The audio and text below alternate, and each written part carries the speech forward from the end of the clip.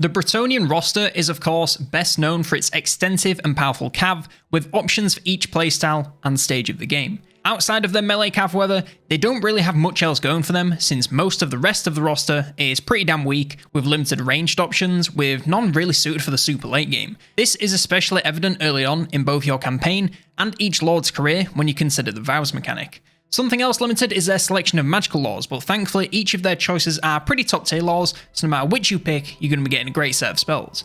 And one last thing they have going for them is their air superiority in the late game, with a powerful selection of units that few factions can challenge. Let's get straight to the roster. First up we have the Lords, and first we have Lord Lewin Leon Kerr. Lewin starts on a Barded Warhorse, and he's a strong frontlines cav unit. He has decent melee stats and damage, though not the most armor piercing. He also has pretty great speed and charge bonus, so if you want him to cycle in and out, you can to maximize his damage, but he'll do just fine in sustained combat if you can't handle the micro. No matter what you do, get him into the front lines or the backs. With his speed, it doesn't really matter, as long as he's fighting something that isn't going to wipe him out, like armor piercing anti-large troops. He also has a couple more mounts to choose from. The Royal Pegasus obviously allows him to fly, giving even more speed and charge bonus at the cost of a little bit of armor. Still has the same melee stats, so can either charge or fight, only now he can fly whilst doing these. He also has the Hippogriff, which loses every stat but leadership and armor to gain some HP. He also swaps some of the weapon strength for armor piercing, so against tougher targets he'll hit a lot harder. Defense is getting a little low, so rely more on charging here as much as you can.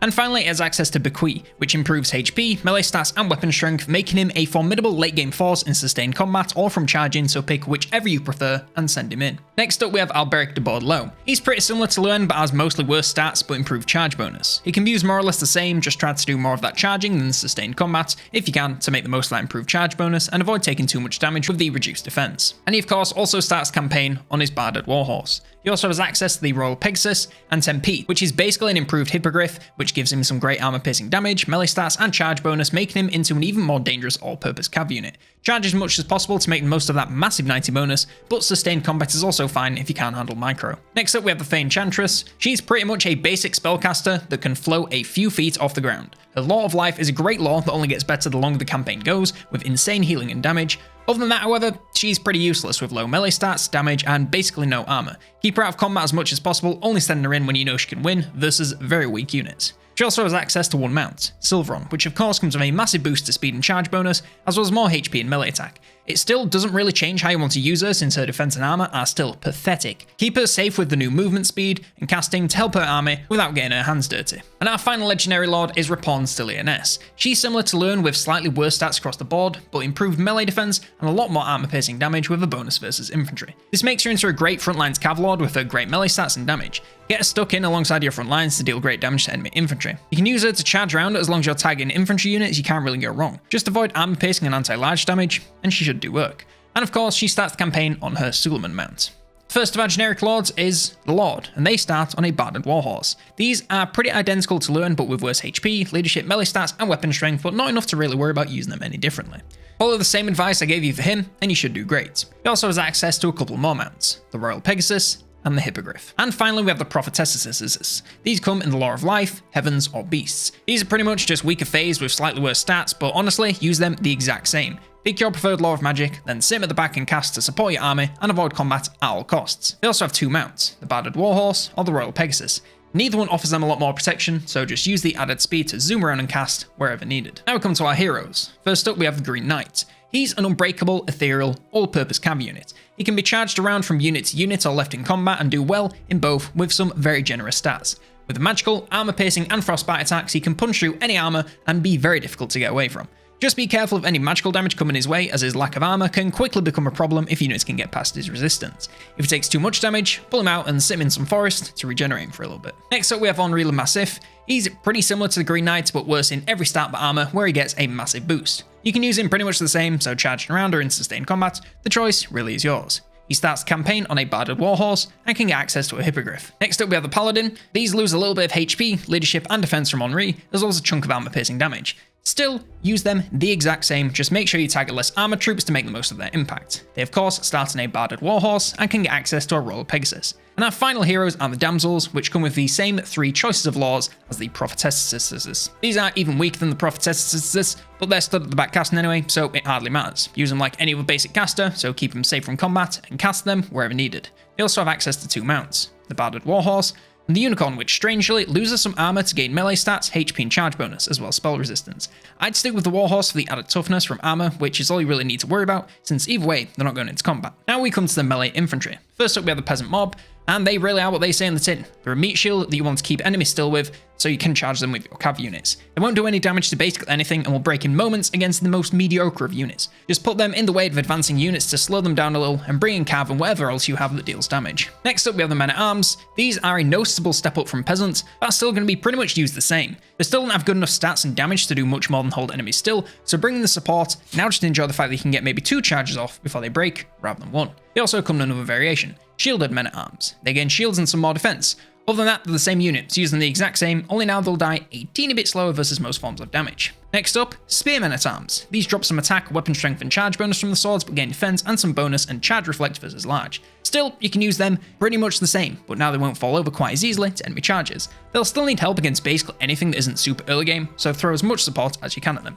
And they also come with a shielded variation. Similar to the swords, they gain shields, some defense and now a tiny bit of attack. Still, can use them pretty much the same, only now they're a little bit tougher versus most forms of damage, so will last a little longer while you bring them some support, which you still should. Next up we have the Polemen-at-Arms. These are a noticeable step up from Spearmen with improvements to basically every stat as well as a chunk of armor piercing damage, so they can now actually do something to the units that they're holding still. Don't get me wrong, you'll still need to toss all the support you can at them, but they'll also do a tiny bit of work themselves, which makes for a nice change of pace. Follow the same advice as all the units so far, and they'll do fine. Next up we have the Grail Reliquy. The unit that everyone says is the worst in the roster, and I'm here to tell you that it's not even close. Yeah, in actual combat, it does essentially nothing with no melee stats or damage to speak of, and a very large hitbox with no means to defend it. But similar to the corpse card that came before it, the real value is in the aura it provides, and this one is pretty great specifically for Bretonnia. Increasing the leadership and granting immunity to psychology for these dogshit melee troops is a massive buff, and will keep these cowardly troops standing firm for a lot longer than they would otherwise. It's not really useful while you have these terrible troops, but while you have them, it is irrefutably useful. Just stand them close to your front lines, and that is honestly about it.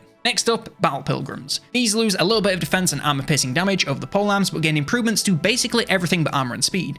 They also gain some frenzy, so are going to be pretty effective right out the gate. Sadly, their lack of armor piercing damage means they're not really going to hold up in the later game when you're up against some more elite units. The only thing that's going to serve them well later on is the pretty high leadership. Other than that, just have them hold the line and focus their damage on less armored troops whilst tossing as much armor piercing damage support at them as you can. Now, final melee infantry unit is the Foot Squires. These are your final endgame damage dealer infantry, and okay, I guess. They have worse stats than Battle Pilgrims aside from the beefy armor and armor piercing damage with a bonus versus infantry. This makes them reasonably tough against non-armor piercing damage and do decently well against tougher late games front lines. Sadly, their low melee stats means against anything with damage of their own, they're going to struggle. So of course, send as much support as you can at them. If you haven't got the entire point of Bretonnia already, I don't know what else to say to you. Rely on cav for damage, melee troops are only really there to slow the enemy down. Now we come to the ranged infantry, and we have one unit with a couple of variations, the Peasant Bowmen. These are a pretty decent, cheap early game ranged unit with decent range, not the worst damage, and of course, some of the worst melee stats you can see in the game, and pitiful leadership. If you can keep them safe, they'll rain a consistent stream of damage onto most of the enemy side. If you let them get hit once, they're going to turn tail and run in seconds. They're not strong enough to be glass cannons, maybe a glass rubber band gun. If you focus fire, they do okay. Spreading it out, the damage isn't great. Luckily, they have a couple of variations. The Pox arrows gain poison arrows, and that's about it. They're a great upgrade to also debuff targets, as well as the small amount of damage, and poison is one of the best effects in the game if you ask me, so these are my go-to pick. Fire arrows, of course, grant flaming ammo, so do great versus units relying on regeneration, like the undead. They also get a little bit more missile strength, but lose 1 armor piercing in exchange for their base increase. They're pretty shite versus armor no matter what, so just build for what you're up against. Most of the time, I think poison is the way to go because the debuff is so fantastic, but if you're ridding the world of undead, then fire can also be a great choice. Now we finally come to the cav units. First up, we have the Mounted Yeomen. These are a pretty weak early game cav unit with mid-melee stats, low damage, and a small amount of charge bonus. The best stat is their huge speed, allowing them to outrun nearly anything and chase down anything else. Use their speed to flank enemies and take out their ranged units before they can react, then bring them in for some cycle charge on enemy front lines to make the most of their meager charge bonus. Just don't leave them in combat versus anything that can fight, as they just will not survive. Next up, we have the Knights Errant. These are a nice step up with improvements to every stat but attack, and a small downgrade to speed. The improved armor allows them to survive brief encounters with enemy troops, and the charge bonus lets them deal some actual damage as they charge in and out of combat.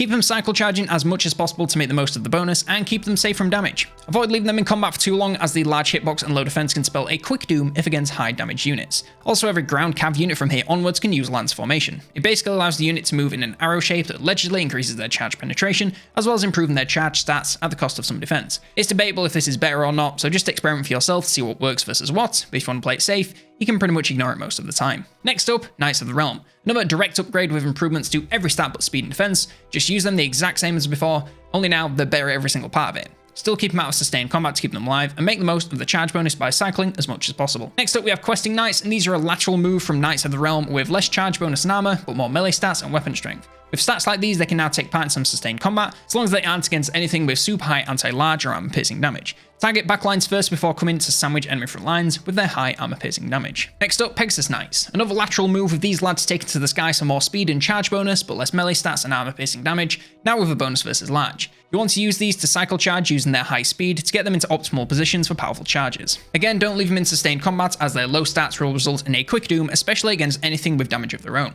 They also come in another variation, Royal Pegasus Knights. These are basically just improved in nearly every stat, and also come with magical damage, perfect vigor, and the blessing of the lady, thanks to the Living Saints riders. You can still use them pretty much the same, only now they'll be better at pretty much every aspect of it. Still, avoid sustained combat to keep them healthy, and make the most of that high speed charge for the most damage possible. Next up we have Grail Knights. These are a direct upgrade for the Knights of the Realm with improvements to every stat but armor and speed, meaning more charge bonus, more damage, as well as these saints, and all the bonuses they bring. Use them the same to cycle charge as much as possible for the optimal damage, whilst avoiding letting them sit in combat where you can to keep them healthy. We also have Grail Guardians. These are a direct upgrade from Questing Knights with massive boost to defense, armor, and HP, making them into pretty damn tough sustained combat cav. They lose quite a lot of armor piercing damage, so will do slightly worse on the actual damage front versus tougher units, but if you're looking for a cav you can use as a front line, look no further. They're insanely tough, so as long as you can get some armor piercing assistance, they'll be golden. And our final melee cav units are the Royal Hippogriff Knights. These are a bit of a lateral move from the Royal Pegasus Knights, with less charge bonus and speed, but massive weapon strength and melee stat bonuses, as well as a ton of HP in 1/3 of the models. They're still a great charging cav with their massive weapon strength and mass to throw around. They can do decently in sustained combat with the melee stats, but I'd stick to single targets with Lords and Heroes, rather than proper front lines use, as the low defense can quickly wipe them out against high damage from a lot of directions at once. Next up we have the one and only missile cavalry unit, the Mounted Yeoman Archers. These are basically weaker versions of the melee troops, now with some pitiful range damage. With the high speed they can kite pretty well, but if they take any damage at all from ranged or get caught in melee, they're going to go down in seconds and disappear from the map with that very same high speed that was working so well for you. Never use these, and they're my pick for the worst Bretonnian units, as they have such little impact. Go with Peasant Archers if you want some cheap ranged units, and save yourself the agony of using these guys. And finally we come to the artillery. First up, the Field Trebuchet. This is a pretty standard arced artillery unit with great range and decent armor piercing damage. Keep it safe on your backlines and aim for the biggest clumps you can to make the most of the large impact damage. Keep it safe from being attacked, as it cannot defend itself against anything and will shatter in moments with the puny leadership. We also have Blessed Field Trebuchets. This grants magical ammo and a little boost to ammo and damage, as well as an inability to friendly fire. It can move friendly units around when it hits them, but no damage will be done, which is pretty damn cool. Use it the exact same way, only now enjoy less risk to your own army and even more power versus enemies. Now comes the Regiments of Renown. The Holy Wardens of Le Mazontal are battle pilgrims and lose melee stats, but gain weapon strength, charge bonus, fire, and magical attacks.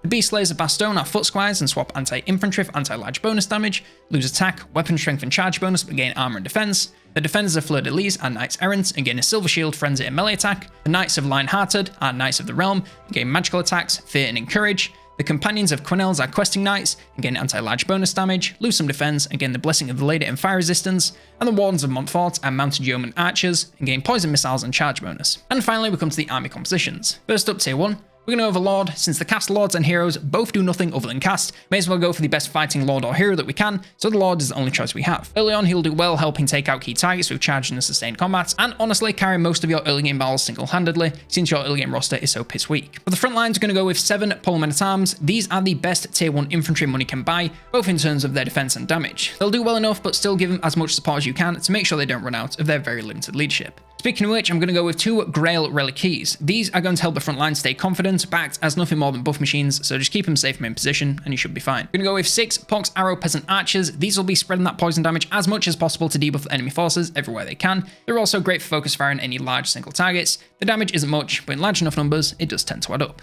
And finally, we're going to go with 4 Mounted Yeomen. They're the best cav we can get at the moment, so we have to use them. Cycle charge with the Lord to take out the back lines before coming back to the front and keeping them on the move at all times to avoid any excess damage. Coming now to tier 2, our Lord should be on a better mount, but you're still going to want to use him to charge key enemy targets and lead your army from the front, at least on the Cav side of things. We're also going to pick up a Damsel of Heavens, picking up a caster and going with Heavens for the fat damage, but life is also a great pick, and so is Beast to be honest, so go with whichever you feel like. For the front lines, we're upgrading to 6 foot squires. These are the final front lines infantry we're going to have, and yeah, they'll do decent damage in the mid game, but still need some support with their low defense.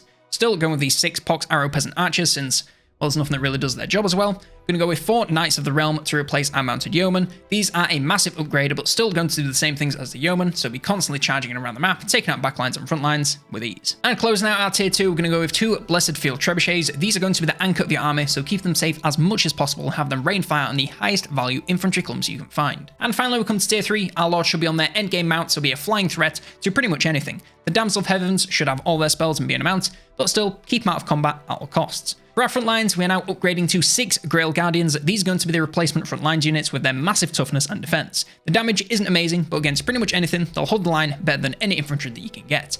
Plus with their speed, once they get through front lines, they can go after pretty much anything and take it down like ranged, retreating units, or even over cav. Still got these 6 Pox Arrow Peasant Archers, you just gotta keep them for the focus firing. They really are the only option, so just spread the poison love and then focus on any single entities that you can. For our actual cav that are behaving like cav units, we've got 4 Royal Hippogriff Knights. These are going to be your actual charging around cav units along with the Lord to target back lines, front lines, and anything else that piques your fancy.